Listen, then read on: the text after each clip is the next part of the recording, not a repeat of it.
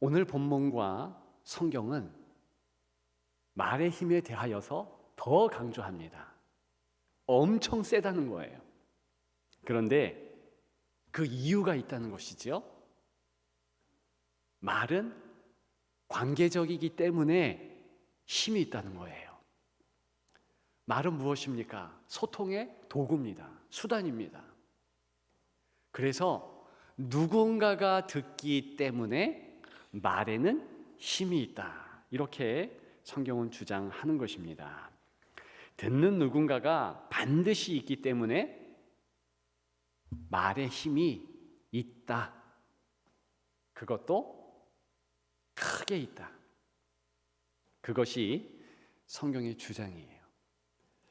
저는 오늘 본문을 통하여서 그런 부분에 대하여서 조금 더 깊게, 조금 더 넓게 살펴보려고 합니다. 우리의 말의 힘은 어디서 기원하는가? 우리의 말의 힘은 또한 누구 때문인가? 그런 부분입니다.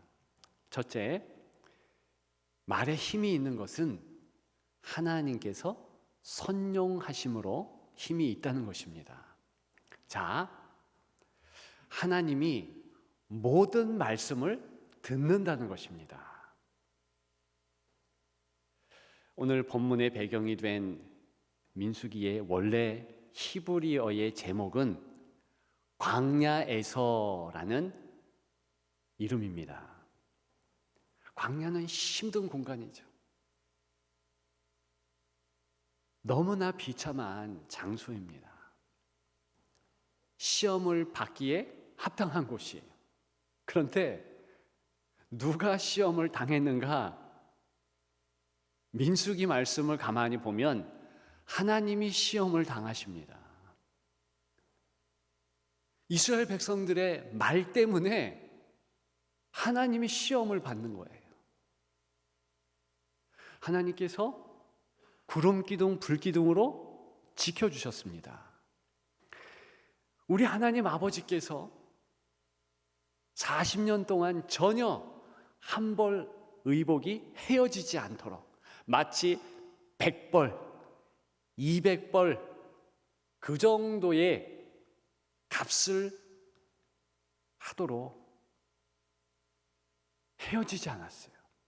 신발 또한 그렇습니다. 100켤레, 200켤레 그 값을 하도록 단 하나의 신발을 붙잡아 주셨어요. 하나님이 신발 붙잡아 주시니까 헤어지지 않았습니다. 하늘을 열어서 하늘의 최고 보양식 만나 내려주셨어요. 메추라기도 주셨습니다. 건강에 전혀 문제가 없었어요. 그럼에도 불구하고 이스라엘 백성들은 불평했습니다. 원망했습니다. 민수기 14장에 보면 최고 절정의 그 원망이 이르렀다는 것을 알 수 있습니다. 거기 보니까 한 사건이 있었어요. 이제 하나님께서 젖과 꿀이 흐르는 약속의 땅을 곧 진군케 한다라고 약속하신 대로 인도해 주셨어요. 근데 이스라엘 백성들이 그저 들어가면 될 것을 기대하고 또 기대하지만 한편으로는 염려가 되니 12지파의 대표격으로 한 명씩 뽑아서 12명의 정탐꾼을 보내자. 그들이 정탐해서 실제로 우리가 그곳에 들어갈 수 있는지, 들어가면 어디에 정착하면 되고 어떤 공격 루트로 가면 되는지 알아보도록 하자. 저와 여러분들이 잘 아는 대로 12명 중에 2명은 긍정적으로 말했지만 문제는 10명의 입이었습니다. 뭘 쏟아냈느냐? 맞다. 거기 젖과 꿀이 흐르는 것 분명하다. 풍요의 땅 맞다. 그럼에도 불구하고 우리는 들어갈 수 없다. 그곳 사람들은 너무나 크다. 거인과 같다. 우리와 비교할 때 우리는 메뚜기 떼와 같다. 우리의 무기를 봐라. 얼마나 조열한가. 이길 수가 없다. 그 이야기를 듣자 이스라엘 백성들이 난리가 났습니다. 우리가 죽을 것이 없어서 이 광야 한복판에서 죽게 하는가. 하나님을 향한 성토가 이어집니다. 그때 우리 하나님께서 우리들이 꼭 마음에 새겨야 할 유명한 말씀을 하십니다. 혹시 빠르신 분들은 민수기 14장 26절, 27절을 찾아보세요. 28절도 좋습니다. 거기 보니까 이스라엘 자손이 나를 향하여 원망하는 바, 지금 하나님의 말씀이죠. 그 원망하는 말을 내가 들었노라. 그러시면서 우리가 마음에 새길 말씀을 하시죠. 너희 말이 내 귀에 들린 대로 내가 너희에게 행하리라. 이 말씀대로 이스라엘 백성들은요, 가나안 땅 못 들어갑니다. 장정만 60만이 넘는 그 많은 이들이 광야에서 죽습니다. 정말 그들의 무덤이 되는 거예요. 너무 아쉽지 않습니까? 오늘 본문 말씀은 그와 같은 배경의 맥락이 연이어집니다. 너희 서약하지, 너희 맹세하지. 그런데 서약하였으면 깨트리지 말고 입으로 말한 대로 다 이행하라. 왜냐? 나 여호와가 듣고 있으므로. 하나님 아버지께서 듣고 있다는 것입니다. 보통 사람들이 이야기합니다. 낱말은 새가 듣고 반말은 쥐가 듣는다. 그런데 성도는 그 이전에 낱말은 하나님이 듣고 반말은 역시 하나님께서 듣는다는 사실을 알아야 됩니다. 모든 말씀을 다 듣는 거예요. 서약하는 내용만 듣는 것이 아니라 입술에서 떨어지는 모든 말씀을 듣는다는 것입니다. 이게 축복일까요? 이게 저주일까요? 성도들에게는 분명히 축복의 말씀이 맞습니다. 하나님께서는 성도들을 성숙의 자리로, 은혜의 자리로 그렇게 이끄십니다.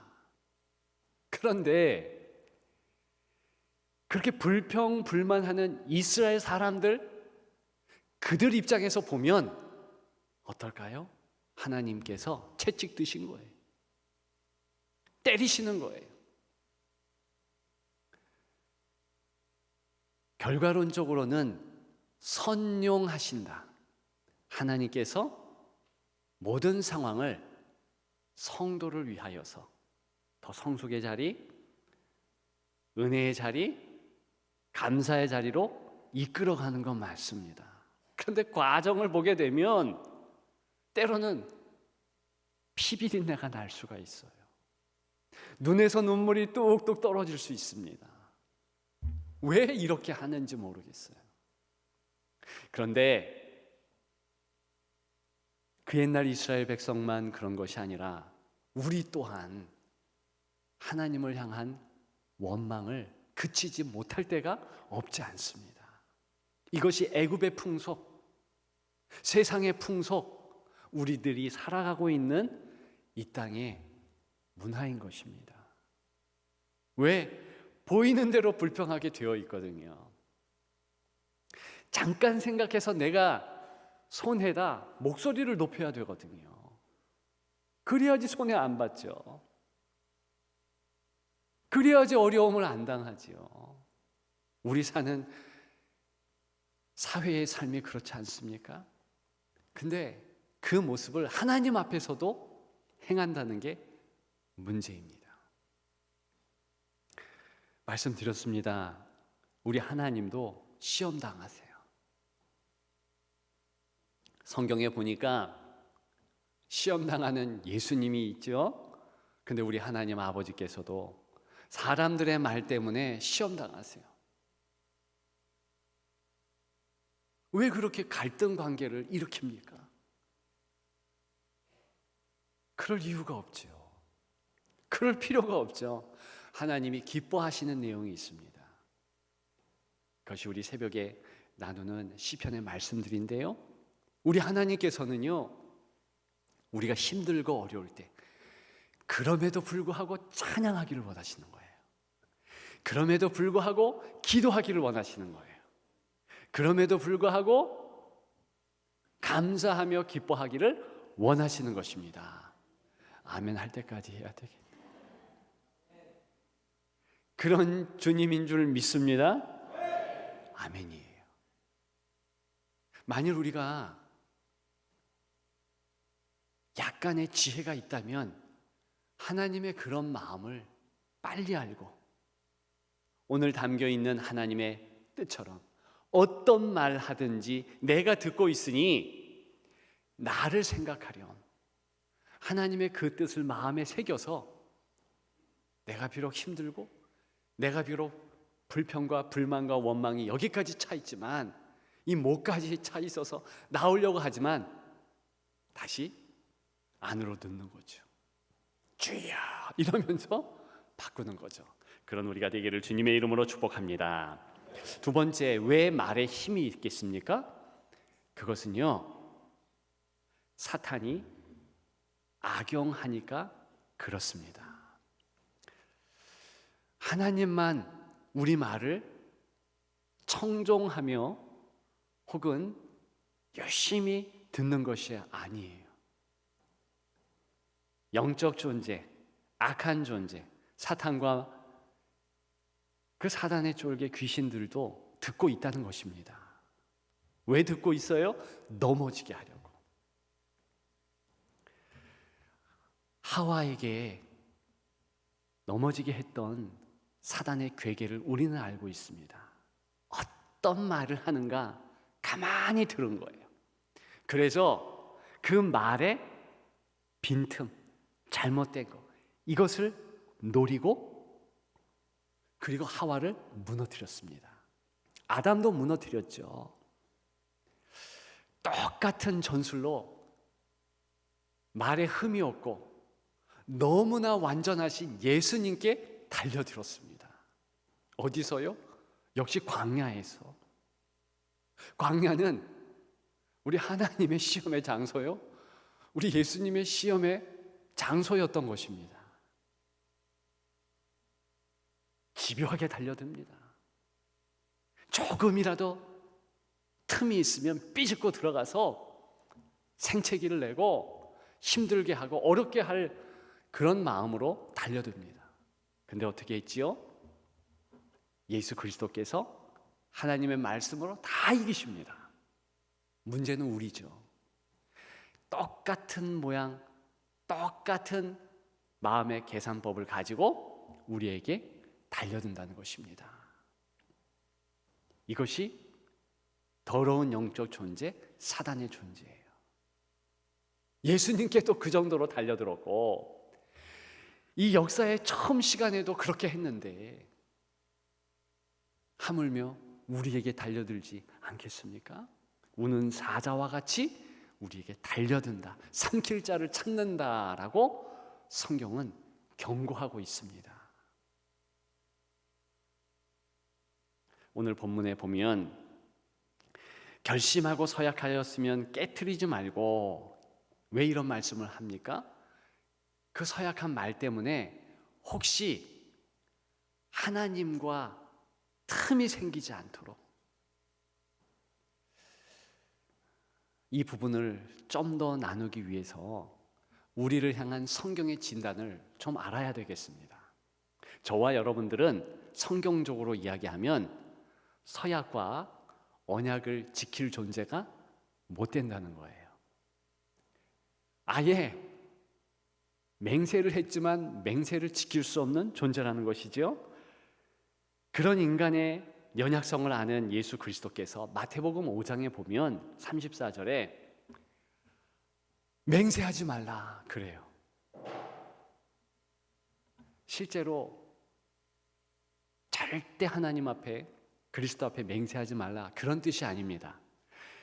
맹세해도 못 지킬 존재라는 것을 알라는 거예요. 하나님 앞에 헌신을 합니다. 크고 작은 헌신이 있어요. 그런데 자기의 능력과 실력 이런 거 가지고 지킬 수 있는 인간이 안 된다는 거예요. 여러분, 그래서 서약에 있어서 중요한 것은 사실은 하나님과 내가 이렇게 밀착되었다.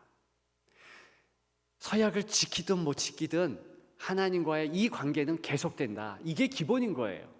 만약에 서약을 못 지킨다 그러면 이미 레위기 5장에 보면 그럴 때는 하나님 앞에 두 손 들고 내가 잘못했습니다. 하나님, 서약을 못 지켰습니다. 인도해 주세요. 용서해 주세요. 하며 번제를 드리라는 거죠. 그러면 된다. 여러분, 제가 여러분들에게 서약 지키지 말라 이런 얘기하는 거 아니잖아요. 의미를 바로 아십시다. 최선을 다해서 하나님 앞에 서약을 한 것 지킨 것, 지킬 것을 지켜야죠. 그런데 하나님 은혜 주셔서 그거 지키는 것이지 못할 인생의 연약성이 있다니까요. 제가 볼 때는 서약에 있어서 이분의 이름을 꼭 잊지 말아야 된다, 기억해야 된다, 그렇게 보는데 야곱입니다. 야곱이요, 창세기 28장에 보면 서약을 합니다. 그 유명한 베델의 서약이에요. 지금 코가 석자잖아요. 쫓기고 있잖아요. 혼자잖아요. 역시 광야잖아요. 그러니까 뭘 서약을 합니까? 하나님, 나를 지켜주시면 지금 기둥 세운 이 돌이 하나님의 전이 되게 하겠습니다. 그리고 10의 1조를 바치겠습니다. 서약을 그 이후에 지켰을까요? 안 지켰을까요? 사실은 안 지킨 게 아니라 못 지킵니다. 진짜 그런 서약을 조금이라도 존중하고 지킬 수 있다면 성경에 그 말하기 좋아하고 그런 야곱이 얘기했겠죠. 성경에 어디 봐도 그 서약 지켰다는 것이 없으며 더 참고해야 될 것은 이스라엘 전통적인 문헌에 서약 지킨 내용이 없다는 것입니다. 그럼에도 불구하고 또한 성경 어디에 보더라도 하나님이 그런 야곱의 모습을 비난하거나 그것 때문에 징계하지 않습니다. 어떤 성경의 인물이라 할지라도, 동시대나 그 후의 인물이라 할지라도 야곱을 그 모습 때문에 비난하지 않습니다. 이유가 있어요.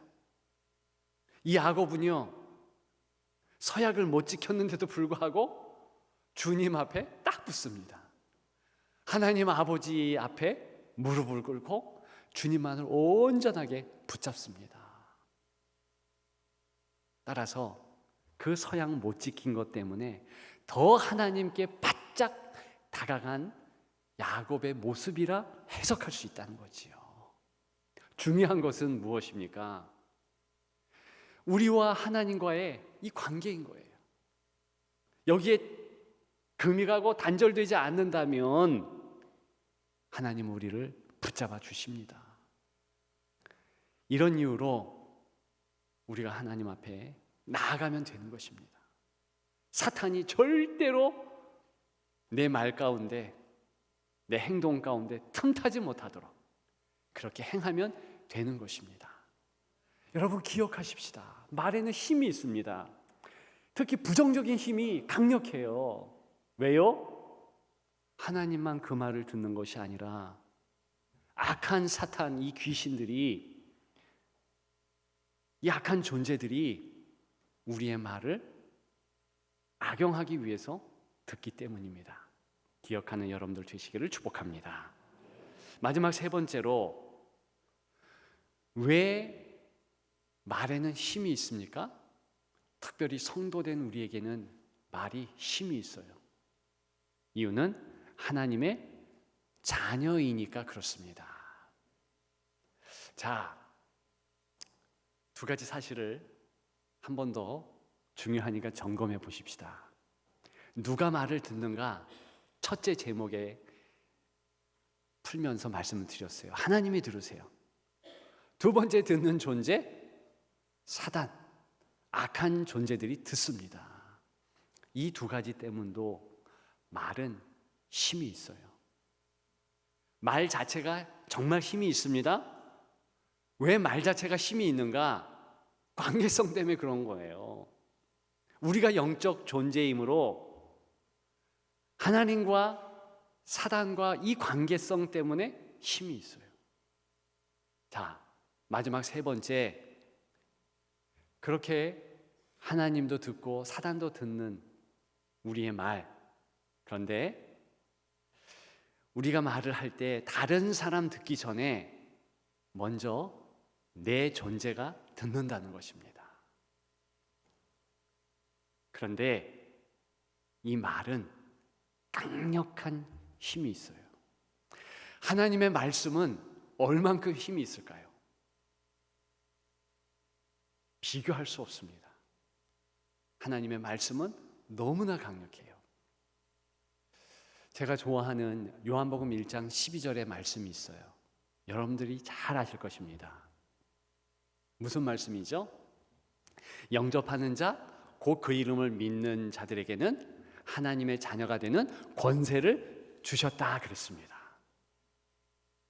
하나님 자녀의 권세는 어떤 권세일까요? 오늘 본문과 연관이 있습니다. 오늘 본문에 보면 1절에 모세가 이스라엘 자손 지파의 수령들에게 말하여 이르되 여호와의 명령이 이러하니라 그랬어요. 이때 명령이요, 하나님 자녀의 권세와 같은 내용입니다. 하나님께서 명령을 내리시면 반드시 행해야 돼요. 그것은 엄청난 파워를 가지고 있는 것입니다. 그런데 똑같은 이 포스, 이 권세, 능력으로 하나님의 자녀들에게 하나님이 주셨다는 말씀이에요. 우리가 보통 요한복음 1장 12절을 구원의 은혜 그러면서 영접하는 자, 곧 그 이름을 믿는 자들에게는 하나님의 자녀가 되는 권세를 주셨으니라는 것을 외우는데, 그것과 더불어서 말의 권세에 대한 큰 교훈도 주는 말씀입니다. 우리 말이 하나님의 자녀의 권세가 있으므로 하나님의 명령만큼 우리의 말에 무게가 실린다는 거예요. 따라서 여러분들, 만일 여러분들이 믿거나 안 믿거나 하나님의 말씀을 붙잡고 그 말씀을 내어 뱉으면 다른 사람들에게 혹은 다른 존재에게 영향을 끼치기 전에 우리 가슴 한복판에 영향을 끼친다는 거예요. 그래서 놀라운 의미가 있는 것입니다. 여러분들은 어떤 믿음의 고백을 여러분들의 입술로 고백하시려 합니까? 이제 여러분들 차례라니까요. 자녀들을 향하여서, 교회를 향하여서, 이민족을 향하여서, 열방을 향하여서 믿음의 고백을 행해야 되는 거예요. 그것대로 될 줄 믿습니다. 기왕이면 더 축복하십시다. 너희는 잘 될 거야. 우리 교회는 잘 될 거야. 하나님의 은혜가 풍성하게 넘칠 거야. 이 민족 하나님이 지켜주실 거야. 이 믿음의 고백으로 실제로 승리하게 될 줄 믿습니다. 그런 여러분들의 입술이 더욱 되시기를 주님의 이름으로 축복합니다. 축복합니다.